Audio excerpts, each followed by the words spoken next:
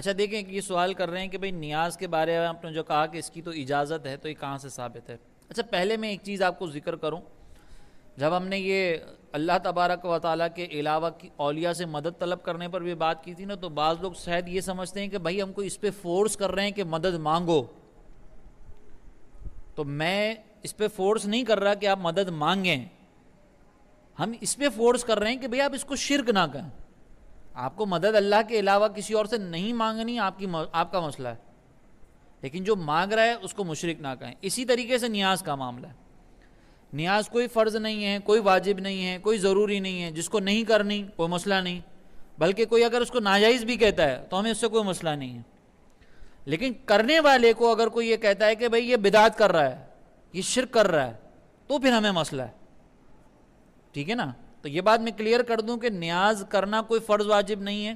جس کو نہیں کرنی کوئی مسئلہ نہیں ہے، جو اس کو ناجائز کہتا ہے کوئی مسئلہ نہیں ہے. ہم اس کو گمراہ نہیں کہتے. اگر کوئی نیاز کو ناجائز کہتا ہے تو ہم اس کو گمراہ نہیں کہتے. اب جو میں بات بیان کر رہا ہوں یہ صرف اس لیے بیان کر رہا ہوں کہ بھائی آپ نیاز کرنے والوں کو مشرک نہ کہیں. ٹھیک ہے؟ اچھا نیاز کو شرک قرار دینے کی وجہ یہ ہے کہ قرآن میں اللہ تبارک و تعالیٰ نے فرمایا کہ کچھ چیزیں اللہ تعالیٰ نے حرام فرمائی ہیں، جن میں سے ایک اللہ تعالیٰ نے فرمایا کہ مردار ہے، بہتا ہوا خون ہے، اور ساتھ میں ایک ارشاد فرمایا کہ تو یہ وما اہل بہ لغیر اللہ. اللہ تعالیٰ نے کچھ چیزوں کو سورہ بقرہ میں حرام فرمایا، ان میں سے ایک اللہ تبارک و تعالیٰ نے فرمایا وما اہل بہ لغیر اللہ، کہ ہر وہ چیز جس پر اللہ کے علاوہ کسی کا نام لیا جائے. اب اس آیت کی بنیاد پر یہ کہا جاتا ہے کہ بھئی دیکھو یہ 11ویں کی نیاز رکھی ہوئی ہے، آپ کہہ رہے ہیں یہ غوث پاک کی نیاز ہے، تو یہ تو حرام ہو گئی. اور قید کیا لگائی جا رہی ہے کہ ہر وہ کھانا جس کے اوپر اللہ کے علاوہ کسی کا نام لیا جائے تو وہ حرام ہے. یہاں پہ میری گزارش یہ ہے کہ قرآن میں جو اللہ تبارک و تعالیٰ نے ورڈ ٹو ورڈ جو ارشاد فرمایا نا، پہلے ہم اس کو دیکھتے ہیں. جیسے ہم نے ایاک نستعین میں دیکھا تھا، ایاک نستعین میں کوئی کنڈیشن نہیں تھی، بعد میں ہم نے دیکھا کہ اس کے اندر ہم کنڈیشن لگائیں گے تو کیا حکم ہوگا. اسی طریقے سے یہاں پہ جو اللہ نے فرمایا نا، وہ فرمایا وما اہل بہ لغیر اللہ. وما اور وہ جو، وما کا ترجمہ اتنا ہوتا ہے، اور وہ جو اہل پکارا گیا بھی اس پر لغیر اللہ، اللہ کے علاوہ کسی کو. تو ہر وہ چیز، اب کنڈیشن نہ لگائیں، اب اس کے اوپر کوئی کنڈیشن نہ لگائیں. کنڈیشن کے بغیر اس کا ترجمہ یہ ہوتا ہے کہ ہر وہ چیز جس کے اوپر اللہ کے علاوہ کسی کا نام لیا جائے وہ چیز آپ کے لیے حرام ہے. ٹھیک ہے؟ اب آ جائیں، بقرہ عید کے اندر گائے کھڑی ہوئی ہوتی ہے. بھئی یہ گائے کس کی ہے؟ آپ کوئی کہے گا کہ بھئی یہ سلیم انکل کی گائے ہیں، تو سلیم انکل تو غیر اللہ ہو گئے، تو گائے حرام ہو جانی چاہیے. ٹھیک ہے؟ کوئی آپ سے پوچھے بھئی یہ پانی نیسلے کا ہے، تو یہ تو نیسلے تو غیر اللہ ہے، حرام ہو گیا. یہ پانی جو ہے وہ اکبر بھائی کا ہے، تو اکبر بھائی غیر اللہ ہے، حرام ہو گیا. یہ بات عقل میں آنے والی نہیں ہے کہ ہر چیز اس طرح تو پھر حرام ہو جائے گی. اسی لیے پھر یہاں پہ کنڈیشن لگائی جاتی ہے. اب کچھ لوگوں نے کنڈیشن یہ لگائی کہ بھائی جو بھی کھانے کی چیز ہوگی اس کے اوپر آپ اللہ کے علاوہ کسی اور کا نام لیں گے نا تو وہ حرام ہو جائے گی. تو کھانے کی بہت ساری ایسی چیزیں جس کے اوپر ہم غیر اللہ کا نام لے رہے ہوتے ہیں.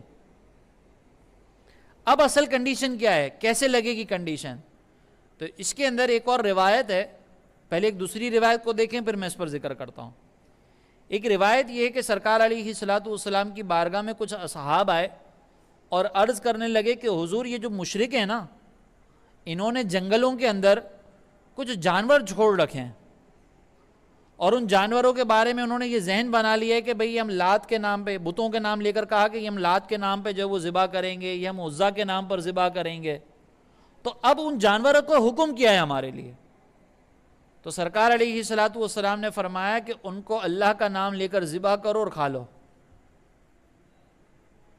اب اس پر نام کس کا لیا گیا تھا؟ بتوں کا نام لیا گیا. لیکن ذبح کے وقت سرکار علیہ الصلوۃ والسلام نے فرمایا کہ ذبح کے وقت آپ اللہ کا نام لے کر اس کو کھا لیں. اسی طریقے سے یہاں پر ہے کہ پہلے جو ہے وہ مشرک یہ کرتے تھے کہ ذبح کرتے وقت، ایک تو یہ طریقہ کار تھا ان کا کہ بتوں کے نام پر ویسی جانوروں کو چھوڑ دیتے تھے. اور دوسرا ان کا طریقہ کار یہ تھا کہ جب جانور ذبح کرتے تھے تو یہ کہتے تھے کہ ہم لات کے نام پہ ذبح کر رہے ہیں, عزا کے نام پر ذبح کر رہے ہیں. تو قرآن میں اس کو حرام قرار دیا گیا. لہٰذا اگر کوئی مثال کے طور پر جانور کو ذبح کرتے ہوئے بسم اللہ اللہ اکبر پڑھنے کی بجائے یہ کہے غوث پاک کے نام کی نیاز, غوث پاک کے نام کی نیاز, خواجہ صاحب کے نام کی نیاز پر, خواجہ صاحب کے لیے حلال ہو رہا ہے, تو یہ جانور حرام ہو جائے گا کیونکہ اس آیت کے خلاف ہے. لیکن اگر جانور آپ اللہ کی رضا کے لیے ذبح کر رہے ہیں, اللہ کا نام لے کے ذبح کر رہے ہیں, اور پھر آپ کے ذہن میں کانسیپٹ یہ کہ یہ جو کھانا میں لوگوں کو کھلا رہا ہوں یہ میں غوث پاک, اس پہ جو ثواب ملے گا اس کا ثواب میں غوث پاک کو ایصال کر دوں گا, تو اس کو کہا جاتا ہے غوث پاک کی نیاز. ٹھیک ہے, تو اب اس نیاز کے لیے, اس ثواب کے لیے کسی کھانے کو, کسی پینے کو مختص کیا ہو اور اس پر اللہ کے علاوہ کسی کا نام لیا جائے, تو اس کا بھی ثبوت ہمیں حدیثوں سے ملتا ہے. ایک روایت ہے کہ ایک مرتبہ سرکار علیہ الصلوۃ والسلام کی بارگاہ میں ایک صحابی آئے, حضرت سعد. انہوں نے عرض کی کہ یا رسول اللہ میری والدہ کا انتقال ہو گیا ہے, تو میں اب ان کی بارگاہ میں ثواب پیش کرنا چاہتا ہوں, تو میں ان کے لیے کون سا عمل کروں؟ تو سرکار علیہ السلام نے فرمایا کنواں کھدوا لو. انہوں نے کنواں کھدوایا اور اس کنویں کے اوپر لکھ دیا ھذا لأم سعد, کہ یہ سعد کی ماں کے لیے.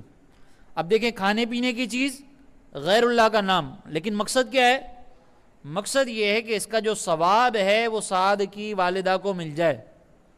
اسی طریقے سے ہمارے یہاں پر جو ہم نیاز کرتے ہیں اس میں یہ مقصد نہیں ہوتا کہ ہم سے غوث پاک راضی ہو جائیں اور غوث پاک کا ہمیں کوئی قرب حاصل کرنا ہے جیسے ہم اللہ تعالیٰ کا قرب حاصل کرتے ہیں. نہیں, غوث پاک کی عبادت کی اگر کوئی نیت کر لے گا تو وہ تو ویسے ہی مشرک ہو جائے گا.